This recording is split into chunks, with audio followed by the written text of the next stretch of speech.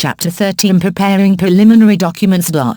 In this chapter, knowing how to prepare what a funder requires, drafting a cover letter, diving into forms, creating the abstract and table of contents. This chapter covers critical and standard information gathering forms and other pre-narrative sections you can expect to see in your grant applications. Remember that every type of funding source has different grant proposal formatting and submission requirements. With so many types of funding applications floating around, determining what goes where can be confusing. That's why I explain it all in this chapter. Along with a deep dive into general funder requirements, the chapter also discusses cover letters. Cover letters are no longer a standard requirement of grant applications, but some private sector funders, that is, foundations and corporations, still require that a formal cover letter accompany a paper grant proposal. What do you write in these cover letters? How long should they be, and should they be formal or informal? What do you do if you have to fill out a cover form, something many private sector and all public sector grant makers require? I answer all these questions in this chapter.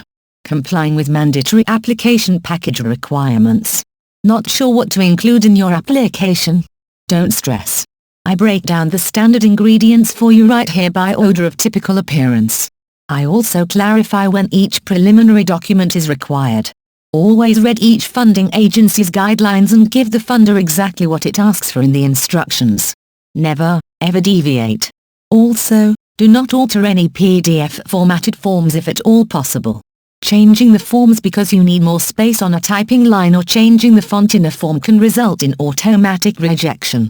Make sure that all PDF forms are filled in accurately and uploaded in the funder's required PDF version.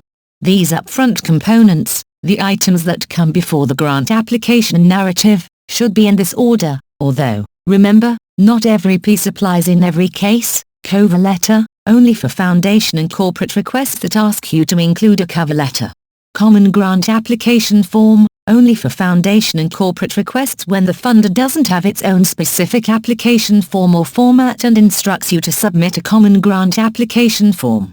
Application for federal assistance, always for federal grant applications and sometimes requested by state agencies. Most often referred to as SF 424, SF stands for Standard Form. Abstract or executive summary, appropriate for all types of funders and typically required. Table of contents, most often requested in federal and state grant applications. Not every government agency requires a table of contents. Drafting a cover letter, if requested. Thanks to the increasing number of funders that now require grants, electronic online submissions in the funder's template, I only include cover letters for foundation and corporate funders that request one in their published guidelines. Government funders rarely, if ever, ask for a cover letter anymore. Read more about e-grants in Chapter 23. If you have to supply a cover letter, make sure it's brief and to the point.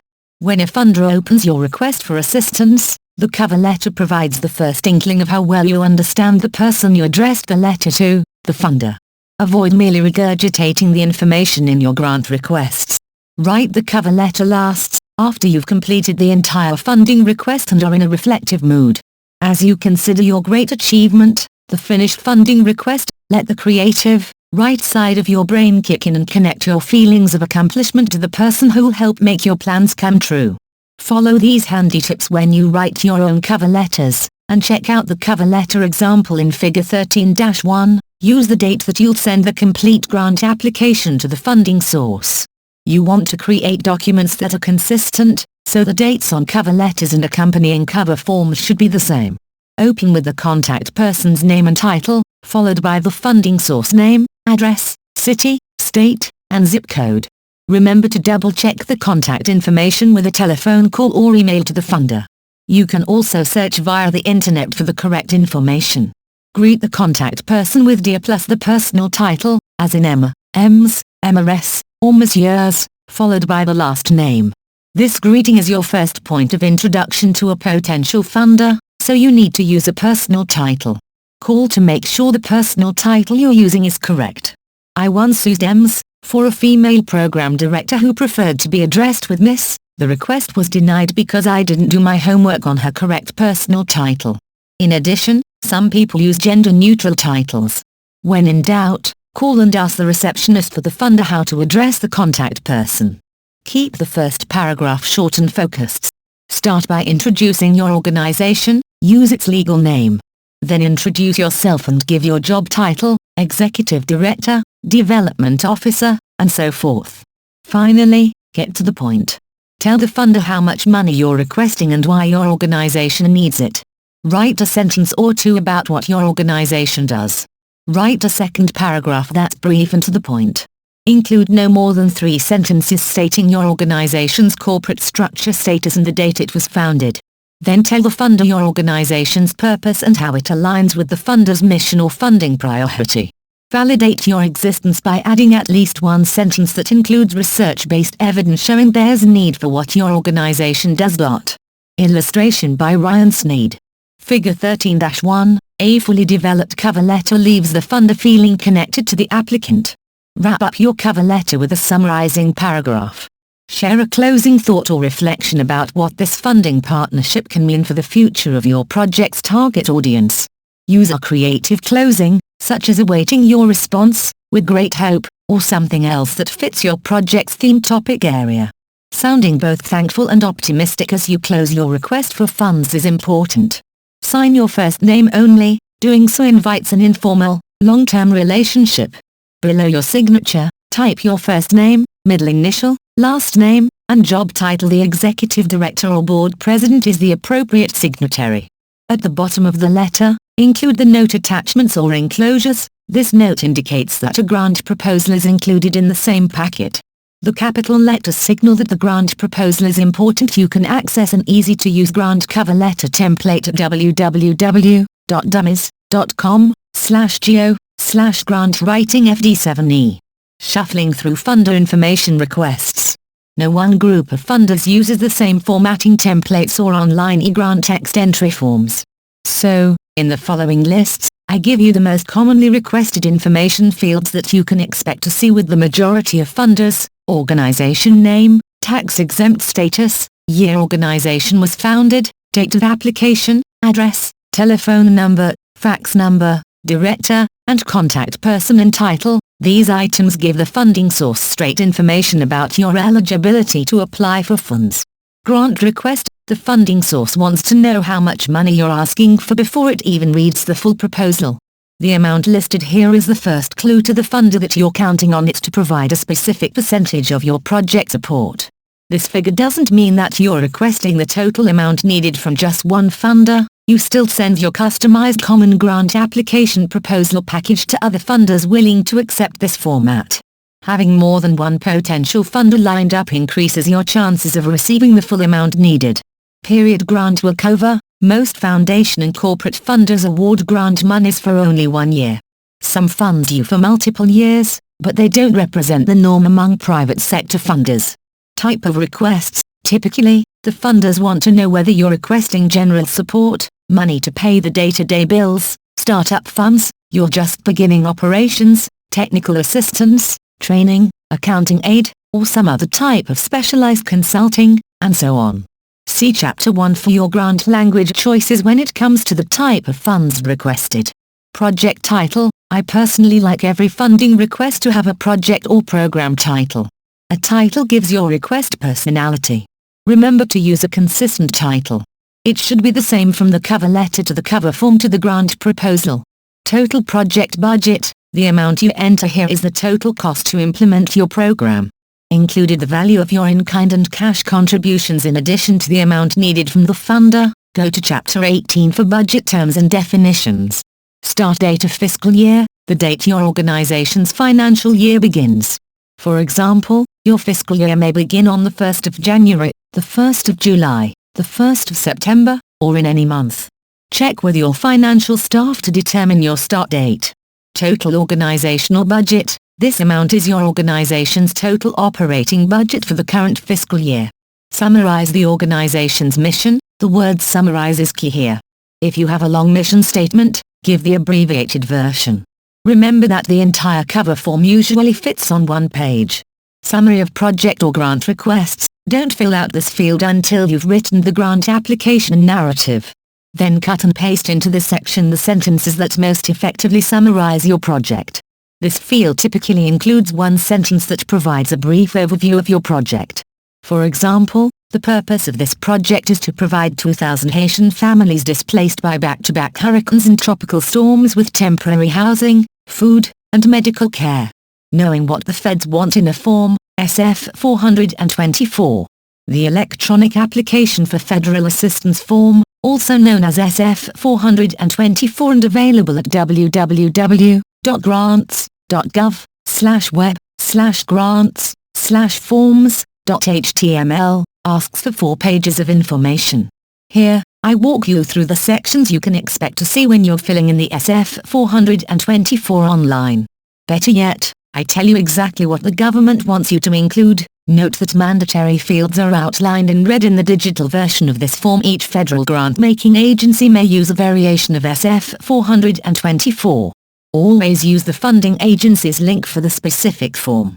You can view the full instructions for filling in the application for federal assistance, SF 424, on the Grants.gov website in every synopsis under the Package tab, as shown in Figure 13-2.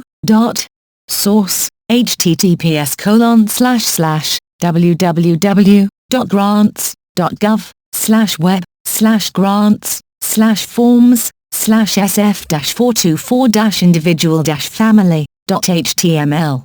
Figure 13-2, accessing the grant application package. If any of the SF 424 instructions use the term require, you must enter the requested information. Leaving this section blank will disqualify your grant application from funding consideration. Here's a brief glimpse of the form's information fields on the SF 424, see https://apply07.grants.gov/apply/forms/readily/sf424_v4.0.pdf. Item 1 Type of submission. Your options are pre-application, application, or changed corrected application.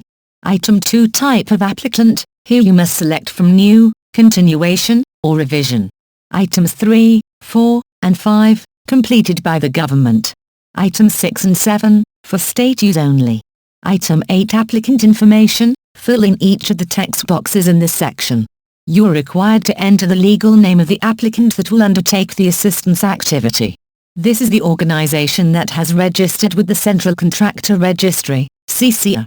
You can get information on registering with CCR from Grants.gov. Item 9, Type of applicant. Click on the drop-down boxes to select your type of applicant. There are 3 options plus other. Item 10 Name of federal agency. This will automatically populate when you are in a specific NOFO. The information will be filled in for you. Item 11 Catalog of Federal Domestic Assistance Number Title. Here you enter the Catalog of Federal Domestic Assistance Number and title of the program under which assistance is requested, as found in the program announcement, if applicable.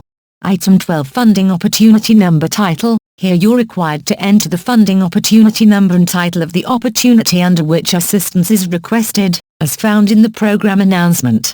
Item 13 Competition Identification Number Title. Here you enter the competition identification number and title of the competition under which assistance is requested, if applicable. Item 14 Areas affected by project. This data element is intended for use only by programs for which the area, S, affected are likely to be different from the place, S, of performance reported on the SF 424 project performance site location, S, form. Add an attachment to enter additional areas, if needed. Item 15 Descriptive title of applicant's project. Here you're required to enter a brief descriptive title of the project. If appropriate, attach a map showing project location, for example, construction or real property projects. For pre-applications, you're required to attach a summary description of the project. Item 16 Congressional District's Office. The actual form abbreviates offices of. Here you're required to enter all district, S, affected by the program or project. Enter this in the following format: 2-character state abbreviation, a hyphen, and the 3-character district number. For example, CAA005 for the California 5th District, CA012 for the California 12th District, or NC103 for the North Carolina 103rd District. If all congressional districts in a state are affected, enter all for the district number, for example, MD, or for all congressional districts in Maryland. If nationwide, all districts within all states are affected, enter us all. If the program project is outside the United States, enter 00000. This optional data element is intended for use only by programs for which the area, S, affected are likely to be different than place, S, of performance reported on the SF 424 Project Performance Site Location, S, form. Attach an additional list of program project congressional districts, if needed. Item 17, Proposed Project Start and End Dates. Here you're required to enter the proposed start date and end date of the project. Item 18, Estimated Funding. Here you're required to enter the amount requested or to be contributed during the first funding budget period by each contributor. The value of in-kind contribution should be included on appropriate lines, as applicable. If the action will result in a dollar change to an existing award, indicate only the amount of the change. For decreases, enclose the amounts in parentheses. Item 19 is application subject to review by state under Executive Order 12372 process. Here, you're required to contact the state single point of contact, SPOC, for Federal Executive Order 12372 to determine whether the application is subject to the state intergovernmental review process. Select the appropriate box. If A is selected, enter the date the application was submitted to the state. Use this link to determine if your state has a SPOC, www.whitehouse.gov/wp-content/uploads/2020/04/spoc-4-13-20.pdf. Item 20 is the applicant delinquent on any federal debit. Here, you're required to select the appropriate box. This question applies to the applicant organization, not the person who signs as the authorized representative. Categories of federal debt include, but may not be limited to, delinquent audit disallowances, loans, and taxes. If yes, include an explanation in an attachment. Item 21, Authorized Representative. This final section is where the authorized representative of your organization must sign and date. You are required to enter the first and last name, prefix, middle name, and suffix. Also, enter the contact person's title, telephone number, email, and fax number. Note, a copy of the governing body's authorization for you to sign this application as the official representative must be on file in the applicant's office. Certain federal agencies may require that this authorization be submitted as part of the application. Saving the abstract or executive summary narrative for last. The abstract or executive summary is a brief, page-limited overview of what the grant reviewer will find in the full grant application. Brevity is important. This section should be no longer than 1 page unless the guidelines indicate the need for a 2-page summary. I recommend writing, or assembling, your abstract or summary after you've written the entire grant application narrative because by then you should have all the wordy explanations out of your system. Note, federal applications often specify a word or line limit for abstracts. Always follow the funder's guidelines regarding word or line limits and the structure of the abstract or executive summary.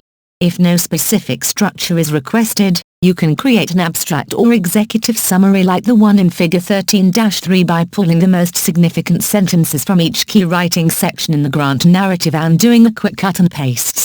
Take key sentences from the following areas and keep them in the same order in the abstract or executive summary as they appear in the narrative. Proposed initiative. Here you enter the name of your project or program and the full name of the funding competition you're applying to for grant consideration. Introduction of target population. Copy and paste a sentence or two about whom you're planning to target and serve with grant monies. Goals. Copy and paste your goals from the project design section of your proposal narrative. Program measurements and performance targets, also known as objectives. Copy and paste your objectives and performance targets from the program design section of your proposal narrative. Plan of action. Copy and paste the key activities that comprise the program's implementation process. You can find a template version of the abstract or executive summary at www.dummies.com/geo/grantwritingfd7e. Illustration by Ryan Sneed. Figure 13-3, the abstract or executive summary draws critical details from different parts of the narrative. Crafting the table of contents when required. Whether you include a table of contents depends on the grant application guidelines. Rigidly structured guidelines typically call for a table of contents, particularly if the narrative is long, more than 10 pages, or if you're asked to provide several attachments or appendixes. The table of contents shouldn't include the abstract or executive summary because those parts almost always precede the table of contents. Exceptions to this rule are applications from state or federal agencies that stipulate a format in which the table of contents comes before the abstract or executive summary. Grant guidelines and writing formats vary from one agency to another and even within departments in an agency, so be sure to read the grant application guidelines carefully and follow the format listed in the reviewer's criteria. See chapters 10 and 11 for details on review criteria. Figure 13-4 provides you with an example of a federal grant application table of contents. Illustration by Ryan Sneed. Figure 13-4, a sample table of contents for a federal grant application. Keep the following points in mind regarding your application's table of contents. The reader expects to see sections and subsections of the grant application listed. Appendixes must be listed and numbered.